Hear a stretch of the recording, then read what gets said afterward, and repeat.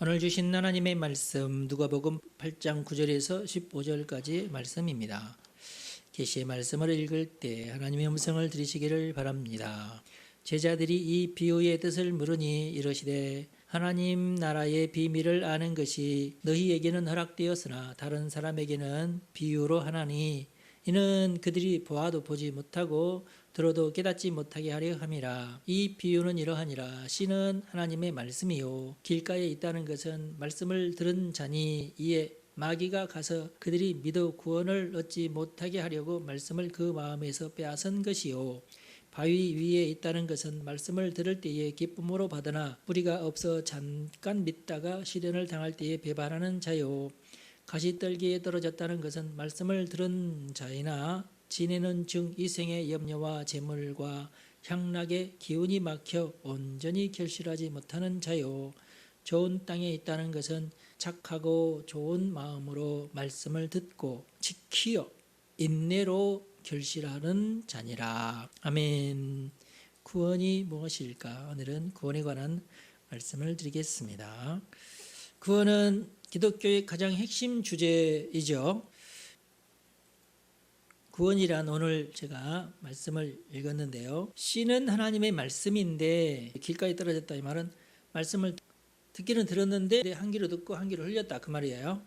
말씀을 들으나 마나인 사람들이 있다. 구원을 받을 수가 없죠. 그 다음에 바위 위에 떨어졌다는 것은 말씀을 이게 진짜 진리의 말씀이구나 하고 깨달긴 깨달아요. 그날은 깨달아요. 그런데 잠자고 또 일어나고 그러면은 잊어버려. 네 해놓고도 잊어버려. 뿌리가 없어요. 잠깐 믿다가 시련을 당할 때 배반해버려요. 이 시련은 여러 가지 모양으로 우리에게 다가오죠. 가장 큰 시련은 제가 볼 때 무슨 어떤 육체적인 시련이나 뭐 경제적인 시련 그거보다는 요즘 세상에는 거짓말 시련이 제일 크다 하는 생각이 들어요. 귀가 얇아가지고 하나님의 말씀도 듣지만은 거짓말도 듣잖아요. 거짓말을 들을 때 그런가 해서 믿음이 툭 떨어져. 하나님의 말씀만을 딱 잡아야 되는데 하나님의 말씀의 가치를 더 굳게 붙들어야 되는데 거짓말이 들어오면은 그 말씀의 가치도 사라져버려요. 그냥 대수롭지 않게 여겨버려요. 그러면은 구원받지 못하게 되는 거죠. 안타까워요.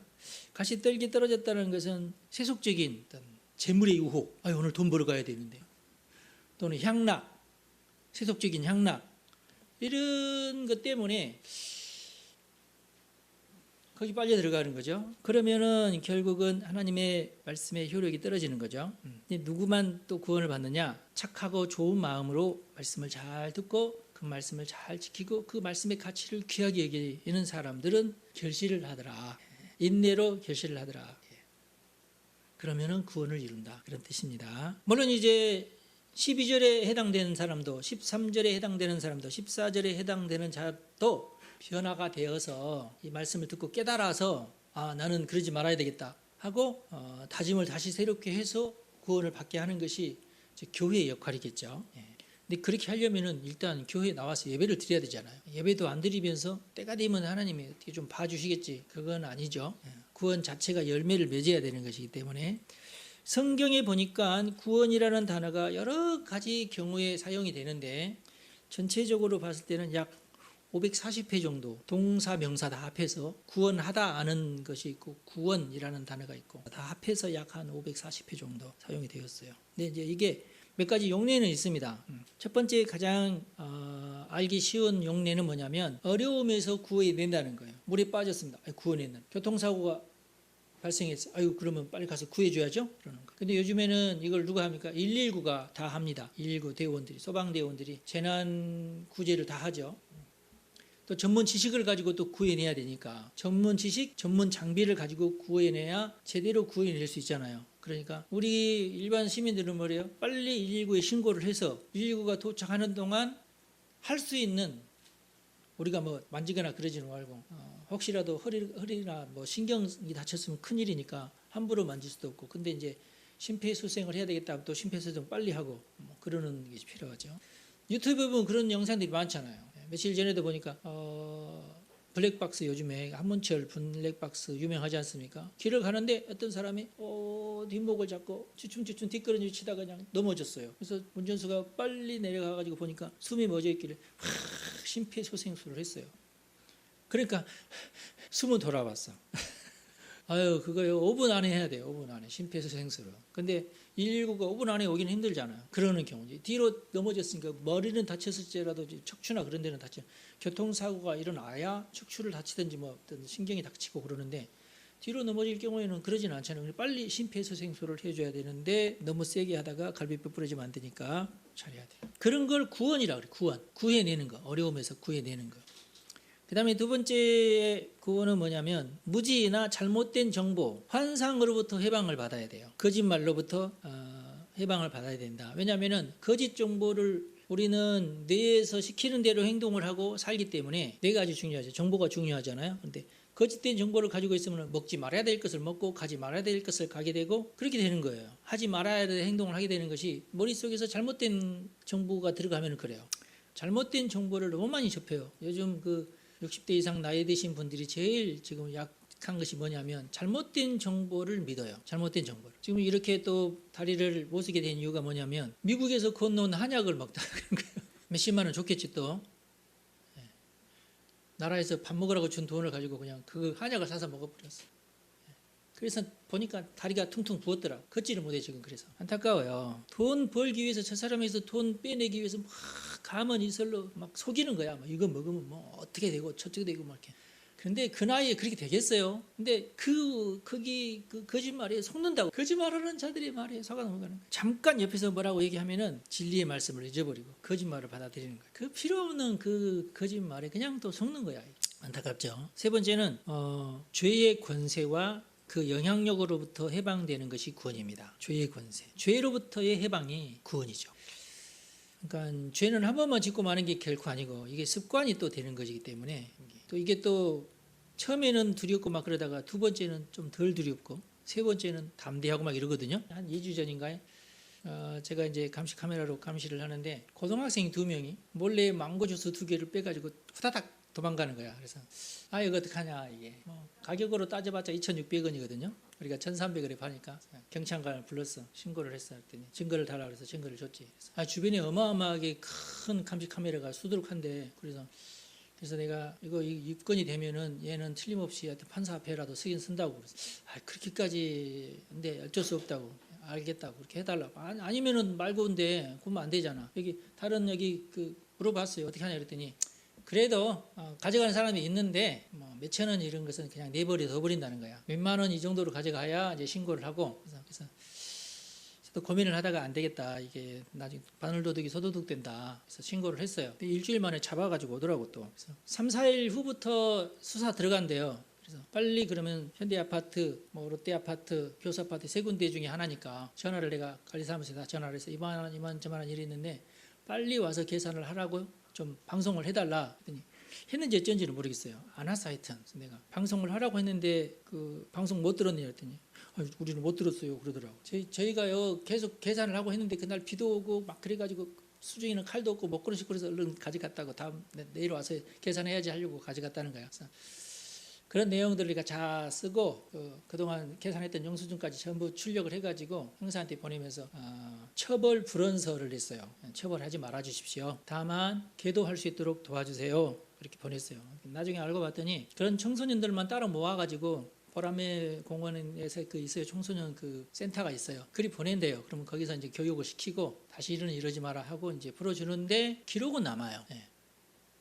판사가 그리 보내는 거야. 그러니까 얘는 벌금 얼마 징역 몇 개월 이게 아니라 얘는 아직 청소년이니까 계도하는 기관에 보낸다. 이걸로 끝내는 거예요. 근데 기록은 남아요. 언제 또 다시 그런 일이 생기면 얘는 그러면 너는 이제 벌금 얼마 아니면 징역 몇 년 이렇게 되는 거예요. 이 청소년들이 그걸 잘 몰라요. 에이 괜찮겠지. 설마 이 정도 가지고 모르겠지. 누가 감시 카메라 다 뒤져봐. 근데 난 뒤져봐요. 안 그럴 수 없잖아. 다 뒤져본다고. 딱 지금 2명 걸렸어요. 할아버지 한 명이 와가지고 아주 조그만 거 하나 가져가면서 계속 삑삑거리는데 바코드에 대고 삑삑해야 되는데 그냥 아무데나 삑삑하는 거야. 그러니 되나 이게. 열 몇 번 하다가 안 되니까 에이 하면서 그냥 가져가 버리더라고.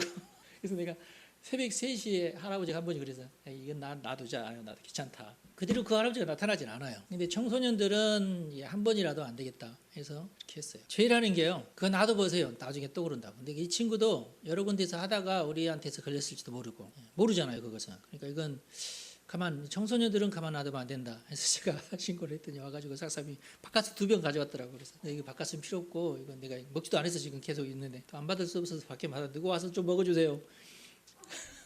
너 카드 빨리 내서 이거 값 계산해라. 그래서 그 계산한 것까지 다 첨부해서 처벌 벌원서를 내가 보냈습니다. 내가 너 이름도 안 물어볼 테니까 네가 어디서 사는지 현대 아파트 사는데 알았다고. 근데 더 이상 얘기하지 말고 그냥 모를 테니까 다음에 와서도 사 먹어라 따뜻하게 이러고 보냈어요. 가서 아마 기도를 받을 거야. 하여튼. 그래서 우리 어린이들 잘 가르쳐야 돼. 하여튼 그러면은 이게 그 부모님한테도 이게 다 기록이 남아요. 이게 우리나라는 그런 얘기하는 거예요. 그다음 네 번째는 마귀의 인질로부터 구출을 받아야 돼요. 마귀가 그 영혼을 붙잡고 종삼을 수 있거든요. 그래서 거기서부터 벗어나야 된다. 그다음에 또 구원이 뭐냐? 죽어서 천국 가는 것이 구원입니다. 맨 마지막에 할렐루야. 죽어서 천국 가는 것은 뭐 당연한 것이지만 살아서도 우리가 구원을 받아야 돼요. 지금 이 세상에 살면서도 구원을 받아야 돼요. 그게 어려움에서 구원받아야 되고 질병이나 전쟁, 뭐 사고 위험 이런 것부터 또는 무지로부터 구원받아야 되고 거짓말로부터 구원받아야 되고 죄로부터 구원받아야 돼요. 죄. 왜냐하면 그 결과가 우리의 삶에 영향을 미치거든요. 우리가 잘못된 불행한 삶을 사는데 영향을 끼쳐요. 죄라는 게 결국은. 많은 사람들이 죄를 지어서 한바탕 해가지고 나는 이 가난에서부터 벗어나야겠다. 절대 마귀가 그걸 가만두지 않아요.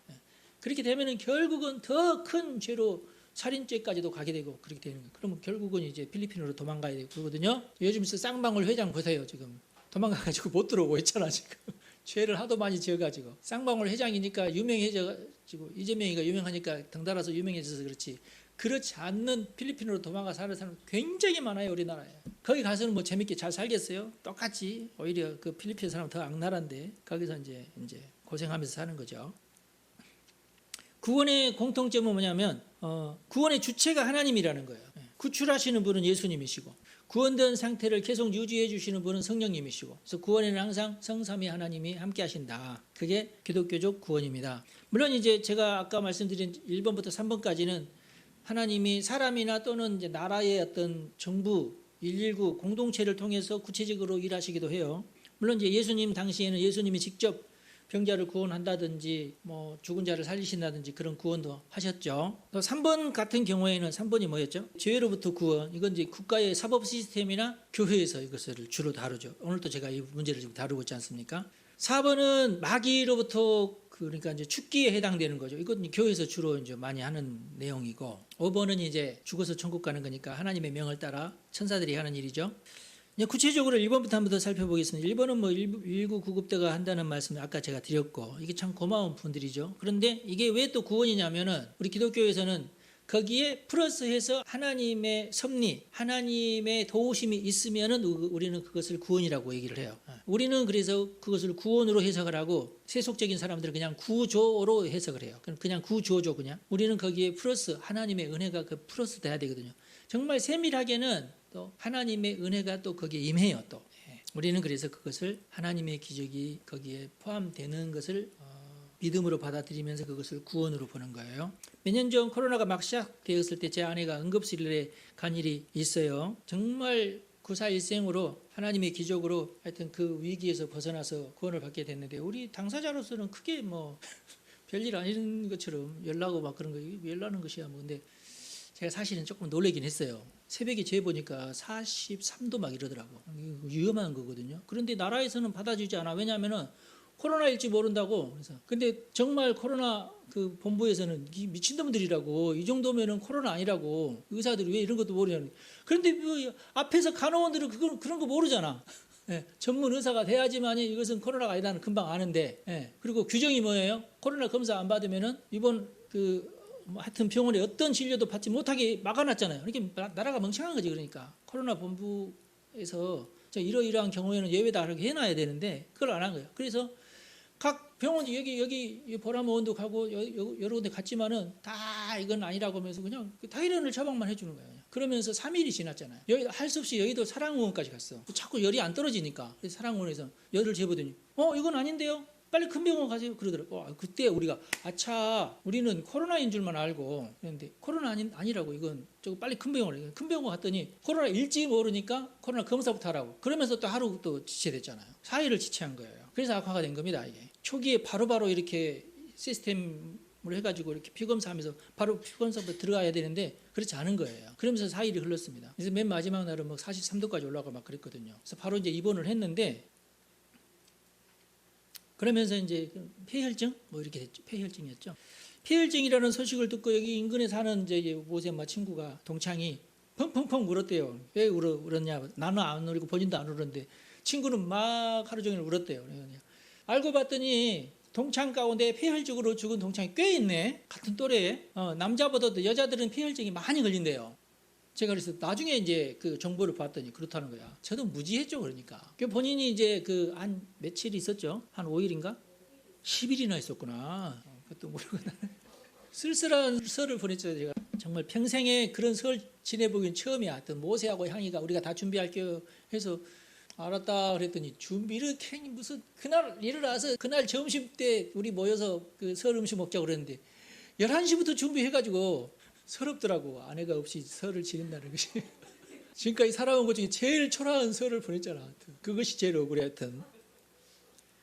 근데 본인은 이제 계속 이제 항생제를 쓰는데 이 A 항생제 쓰다가 안 되는데 B 항생제 쓰고 안 되면 C 항생제 쓰고 계속 그러다가 이제 결국에는 잡기는 잡았는데 그 항생제가 듣는 항생제를 쓰기까지가 힘들어요. 맞는 것이 있어요. 그 병균에게 맞는 항생제를 계속 써야 되는데 계속 체크를 하는데 15분마다 와가지고 살아있는지 없는지 막 보는 거예요. 왜요? 나 살았다고. 김은석 씨 왜요? 나 살았다고. 다들 죽는 줄 알고.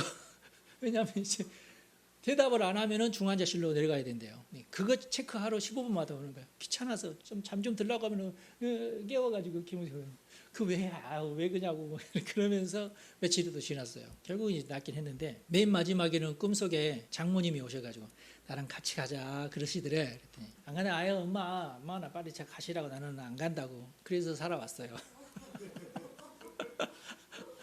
그 꿈을 꾸고 나서 간호원이 와가지고 휴, 이제 내려가서 정상입니다 그러더래요. 그 꿈을 꾸고 나서 죽을 뻔했다는 얘기예요. 그 마지막 항생제가 안 들었으면은 그날 가는 건데 그럼 나는 호랩이 되는 건데. 그거 보고 우리는 하나님의 기적이다. 그러는 거예요. 하나님의 기적. 저 사람이 아주 건강해요. 나보다도 오래 살 거야. 당사자도 남편도 울지 않았는데 친구가 울어줘서 고맙죠? 고마워해야 됩니까 이거? 만나서 고맙다 해야 되나 그때 울어줘서?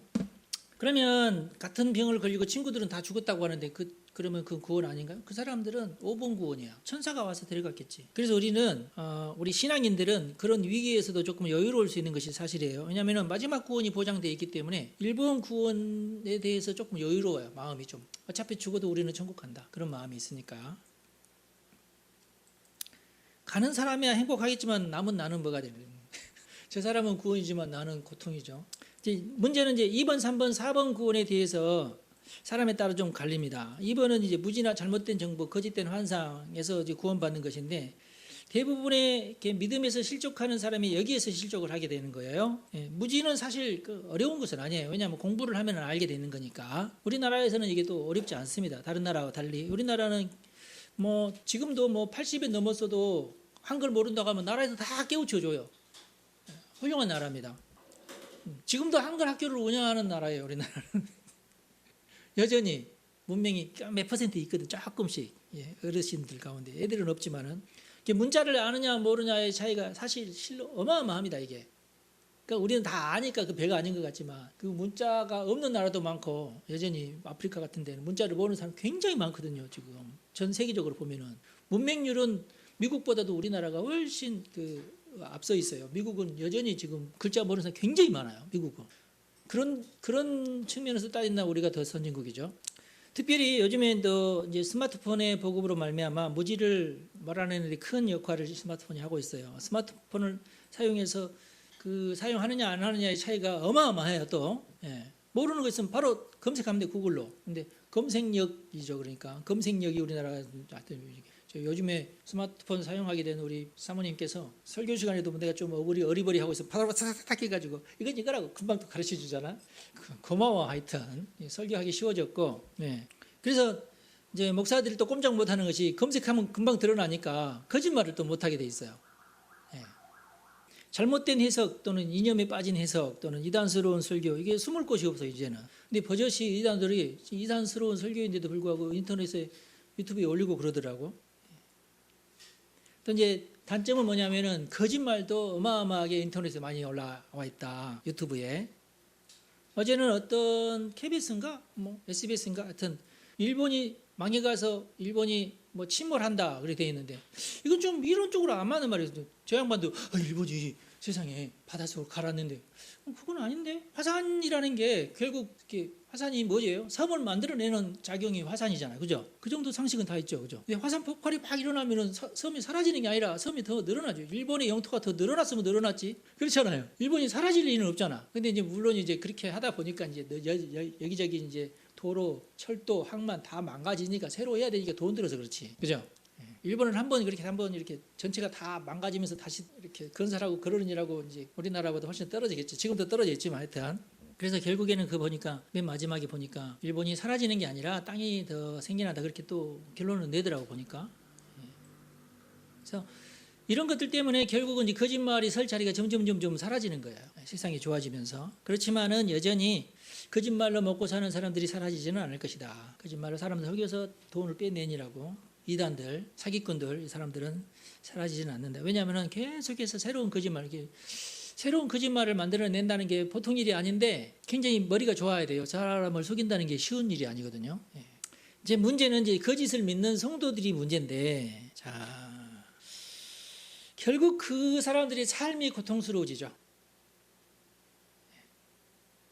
생활이 고통스러워져요. 돈을 뺏기기도 하고 건강을 뺏기기도 하고 뭐 이렇게 되니까 기회를 놓치기도 하고 안타깝죠. 그래서 거짓말로부터의 구원은 이 세상을 살아가는 동안 우리가 받아야 될 구원이에요. 계속해서 받아요. 계속해서 거짓말로부터 구원받으시기를 바랍니다. 그렇게 하셔야 돼요. 이게 이제 기독교인들에게는 계속해서 남아있는 숙제가 될 겁니다. 그 다음에 세 번째로는 죄의 권세로부터의 구원인데 세속적인 유혹 때문에 믿음을 잃어버리는 자들이 꽤 많아요. 죄의 왜 권세라는 말을 쓰냐면은 구조적이고 진지가 구축된 그 죄라는 말이에요. 흔히는 이제 율법주의하고도 연관이 돼 있고 어떤 율법주의가 버팀목이 돼가지고 그 가문에 지속된 죄, 그 국가에 지속된 죄 이런 것이 있어요. 일본 같은 경우가 그런 것 같아요. 일본이 국가적으로 용인된 죄가 꽤 많잖아요. 우리나라 사람들은 어떻게 저런 짓을 하는데 일본 사람들은 너무나 당연하다는 듯이 뭐 그런 짓을 하는 우리가 볼 때 좀 이상한 짓을 많이 해요 일본은.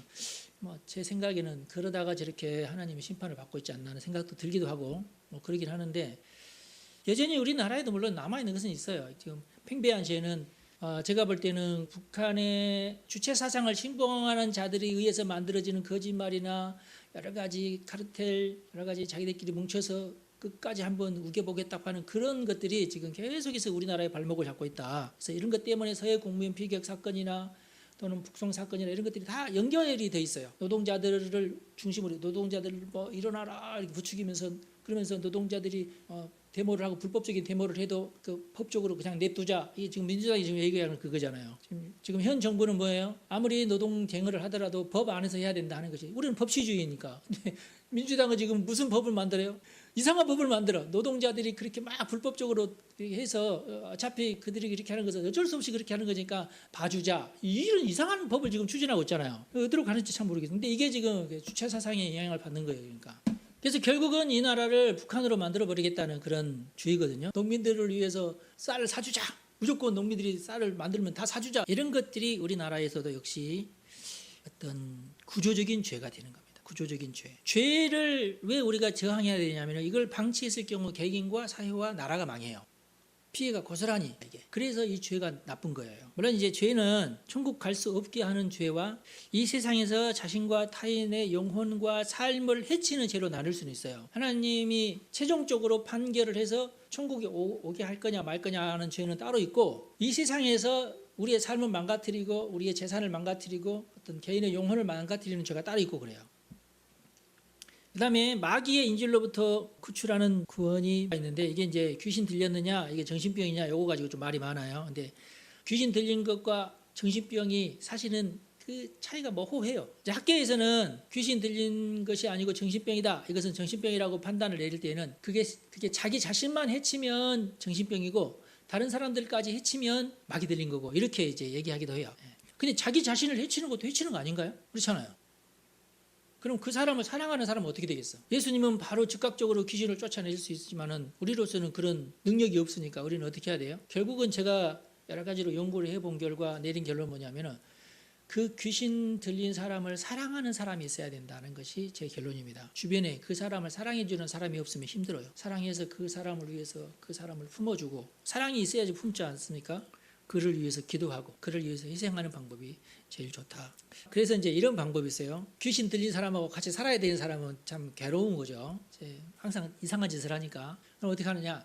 귀신 들린 사람이 잠을 자고 있을 때 그 사람을 사랑하는 사람이 그 사람을 붙들고 몰래 기도를 해주는 거야. 하나님, 이 귀신을 쫓아내 주십시오. 본인이 깨닫고 나가라 하면 나가는데 본인이 그렇게 못하니까 옆에서 결국 해줘야 돼요. 그러면 사랑하는 사람이, 하나님, 이 사람 너무 불쌍합니다. 귀신을 빨리 쫓아내 주세요. 근데 본인은 이제 그런지 모르니까 저항을 못 하잖아요. 자고 있으니까. 근데 귀신은 알지.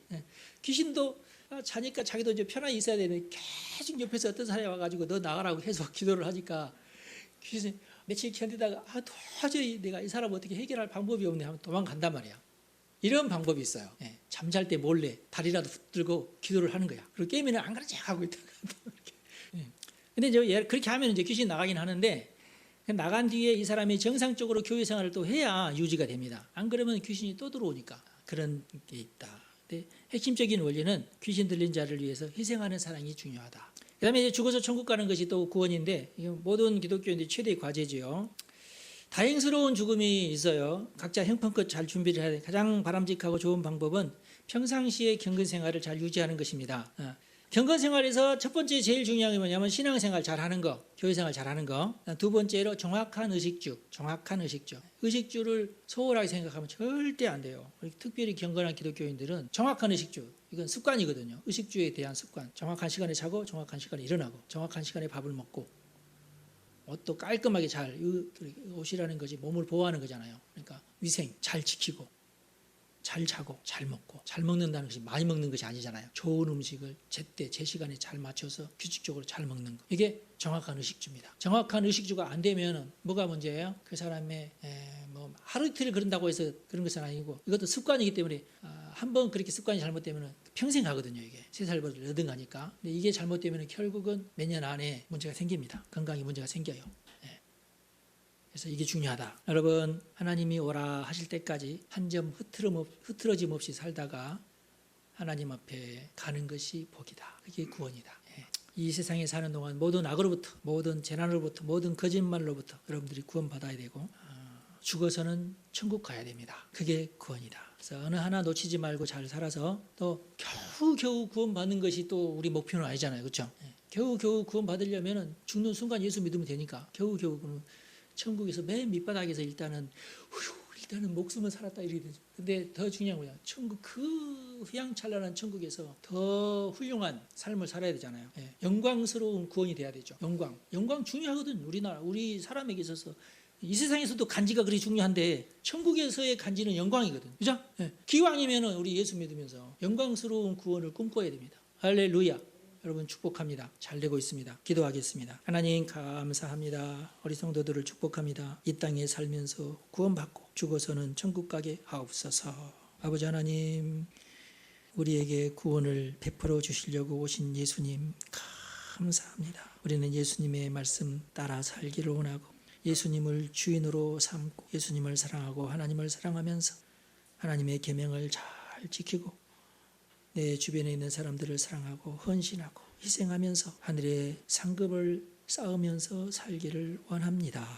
아버지여, 모든 위험으로부터 우리 성도들을 지켜주시고 모든 거짓으로부터 지켜주시옵소서. 큰 믿음을 주시고 변함없는 믿음을 주시고 꾸준한 경건 생활을 통하여서 또 올바른 의식주 생활을 통하여서 이 세상에서 맡겨주신 수명대로 행복하게 잘 살다가 주님 뭐라고 하실 때에 천사들의 품에 안겨서 천국 가게 하옵소서. 우리 주 예수님의 이름으로 축복하며 기도하옵나이다. 아멘. 여러분 축복합니다.